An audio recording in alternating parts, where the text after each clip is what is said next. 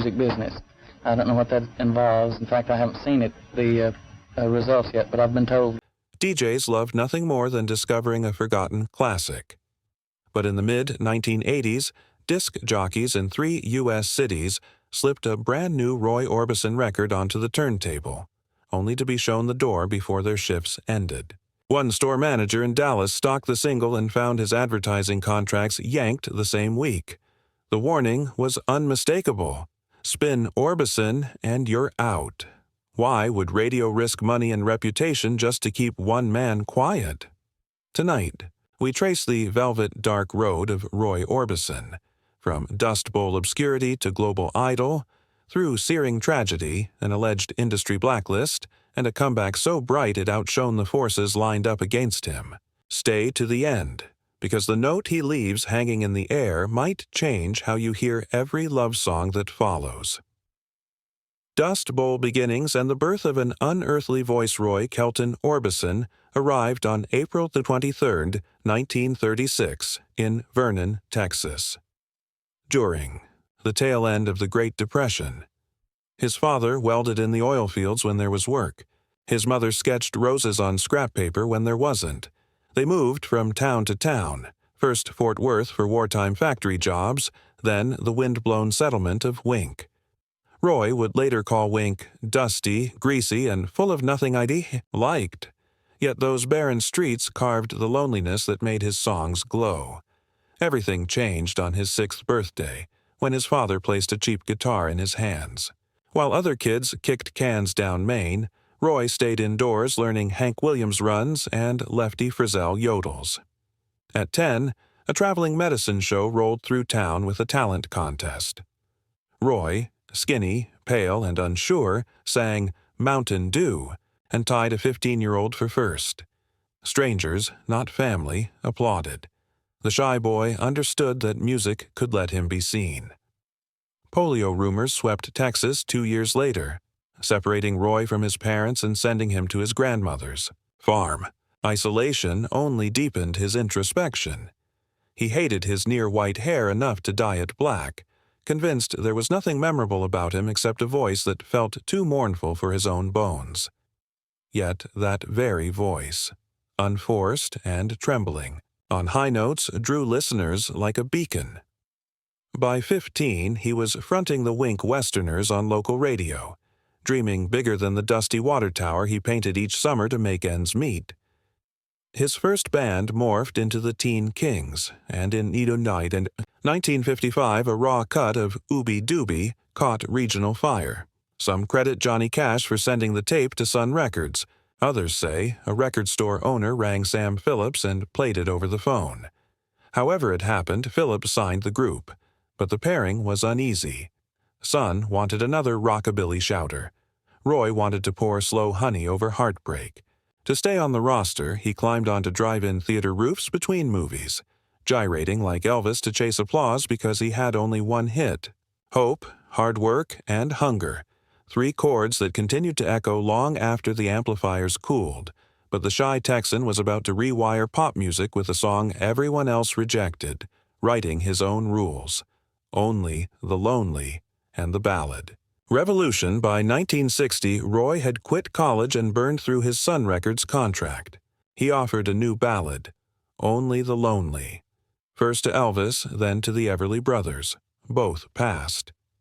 Forced to record it himself, Roy and co-writer Joe Melson flipped every formula. Backup singers sat in the foreground, guitars whispered. In the back, and those cathedral falsettos shot sky high, fragile yet towering. Men in pop usually sounded cocky. Roy sounded exposed, and audiences loved him for it. The single sailed into the top 5 worldwide, turning heartbreak into something cinematic. Success finally let him record the songs that crowd no one else had dared attempt. Running, Scared, Crying, and later, In Dreams. Verses dissolved into wordless bridges, choruses appeared once and vanished. Each track rose like a storm cloud and broke into sunlight with the closing high note. Engineers complained there was nowhere louder to press the needle when Roy leaned into the microphone. He didn't care about volume. He cared about emotion, and emotion doesn't need permission. Off-stage, anxiety ruled him. During one tour, he misplaced his clear spectacles and sang in prescription sunglasses instead. The lenses hid trembling eyes, so he kept them. Black clothes followed, a visual cocoon. On stage, he hardly moved, like carved marble, George. Harrison joked, but when the arena fell silent enough to catch his opening whisper, everyone belonged to him. Yet even marble can crack.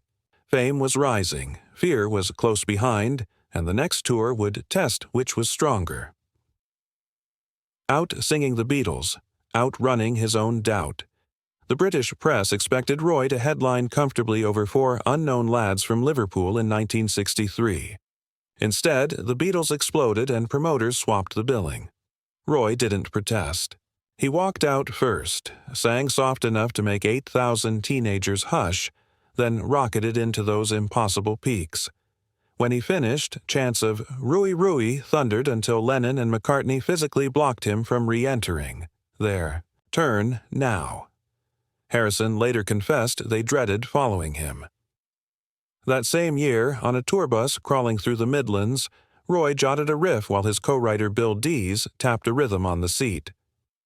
"Oh, Pretty Woman" blasted out months. Later, dethroned the Beatles from number 1 and sold 7 million copies.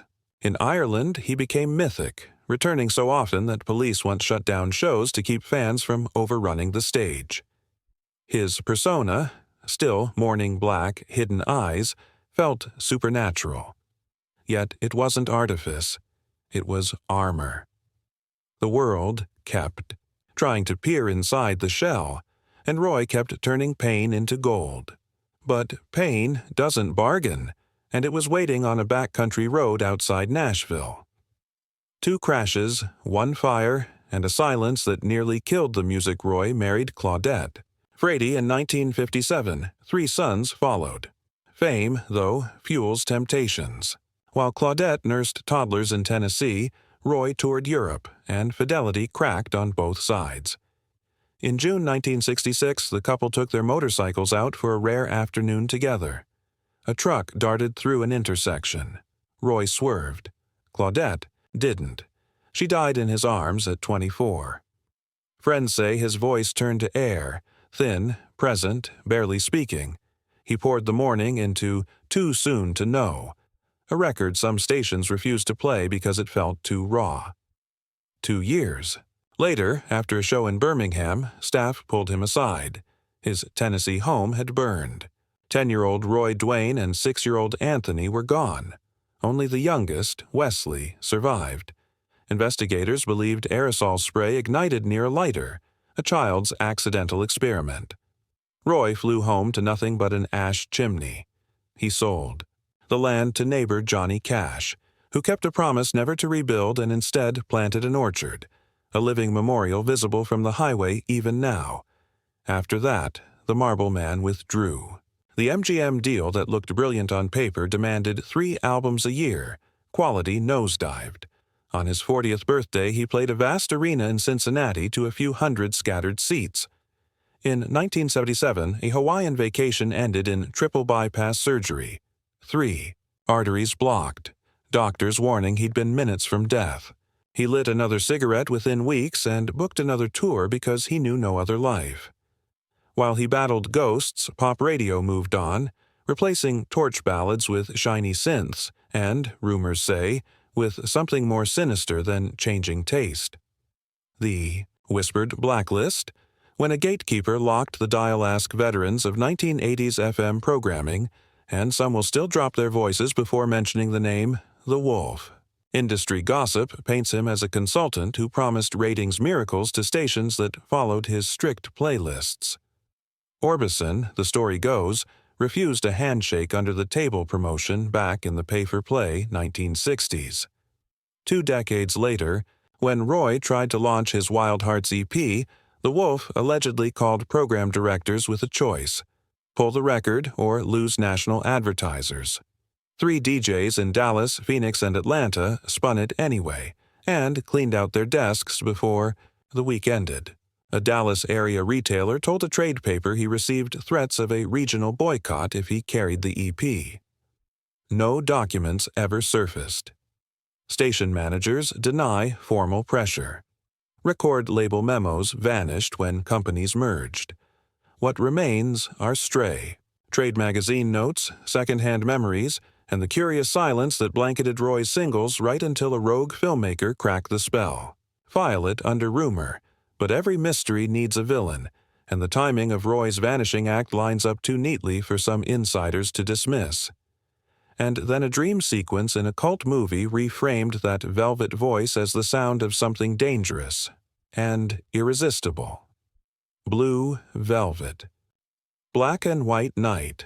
The voice breaks through the static director David Lynch hunted for music that felt like a candle floating in darkness and latched onto In Dreams for his 1986 thriller Blue Velvet. Orbison never approved the license, and the first time he watched Dennis Hopper's unhinged villain lip-sync the lullaby, he stormed out of the theater. Weeks later, he watched again, alone, and started to understand. The song's purity cut deeper precisely because the scene was so twisted. He re-recorded the track with Lynch, and a new generation went searching for the man who could sing nightmares, sweetly. Momentum snowballed. On September 30th, 1987, Roy walked into Los Angeles' Coconut Grove Club in a sleek black suit while cameras rolled on what became Black and White Night. Behind him, Springsteen, K.D. Lang, Elvis Costello, Tom Waits, Jackson Browne, the finest players in rock, content to stand in his shadow. At dawn the next morning, a 5.9 earthquake rattled L.A., dropping chandeliers onto the master tapes. Miraculously, every reel survived. When PBS and HBO aired the special, viewers finally saw what radio had tried to bury, and VHS sales spread it further. But the real miracle came in a Malibu garage where 5 legends gathered for what was supposed to be a throwaway B-side. Traveling Wilburys, Mystery Girl, and a crescendo at the edge of time. George Harrison needed filler for a single. Jeff Lynne was producing Tom Petty and Roy. They borrowed Bob Dylan's studio, grilled burgers, and casually wrote "Handle with Care." The label refused to waste such magic on a B-side, and the Traveling Wilburys were born. 5 icons disguised as brothers named Nelson, Otis, Charlie T., Lucky, and Lefty Wilbury. The album went multi-platinum. Kids memorized Roy's verse, and suddenly the Marble Man was contemporary again. Virgin Records rushed to capture the heat, pairing Roy with Lynne for a solo project. Petty dropped by. Bono mailed a cassette demo titled "She's a Mystery to Me." Sessions at Harrison's estate felt enchanted. Musicians swear the chandelier shook when Roy held the final note of "A Love So Beautiful." The resulting LP, Mystery Girl, sounded ageless. Rock guitars wrapped around an orchestra of sighs. On November 19, 1988, Antwerp's Diamond Awards Festival filmed Roy's only live performance of "You Got It." 17 days later, while visiting his mother, he collapsed and never regained consciousness. He was 52, gone just when destiny seemed to owe him interest on every past wound. Posthumous success came swift. "You Got It" shot into the top 10 on January 3, 1989, making Roy one of the rare artists to chart across 4 separate decades. Mystery Girl turned platinum. Fans who'd been toddlers when Pretty Woman ruled the jukebox queued for copies, discovering that pain sung honestly never expires. Yet even in-death controversy nipped at his heels, because technology could raise a ghost, and families don't always agree on who should hold the candle. Holograms, lawsuits, and the ethics of eternal encores. In 2016, promoters announced a touring Roy Orbison hologram, a digital likeness fronting a live orchestra. Bloggers asked if the show honored genius or exploited nostalgia. Behind the curtain, Orbison's estate, run by his sons under Roy's Boys LLC, filed suit against Hologram USA, alleging the company had breached contract and misused trademarks. The case settled quietly. By 2018, audiences in London and Sydney watched the glowing avatar croon, crying. Some wept with gratitude. Others walked out uneasy, wondering whether magic should have an off switch. More recently, AI startups claim they can finish scraps of old Orbison demos by learning his vocal fingerprint. The estate hasn't confirmed any deal, and purists argue code can imitate timbre but never soul. For now, the orchard Johnny Cash planted still grows beside Old Hickory Lake, silent, real, and irreplaceable. And somewhere in the leaves a blackbird sings a high A that fades into dusk just like Roy used to do. Roy Orbison survived Dust Bowl poverty, record label pigeonholes, unthinkable loss, whispered blacklists, and the fickle weather of pop fashion. Every time the world pushed him off stage, an audience somewhere, whether in Belfast, a California cinema, or a Malibu garage, pulled him back. Because emotion, once captured in sound waves, outruns all architects of silence. Gatekeepers fall. Playlists age, holograms flicker, yet the quiver in Only the Lonely still slices straight to the heart. If that voice ever moved you, share your own deep-cut favorite below. And tell us, should technology resurrect voices we've lost? Or does the power of a song lie in knowing it was sung only once by mortal lungs? The conversation is yours now. But the echo belongs to Roy, forever suspended on that last impossible note.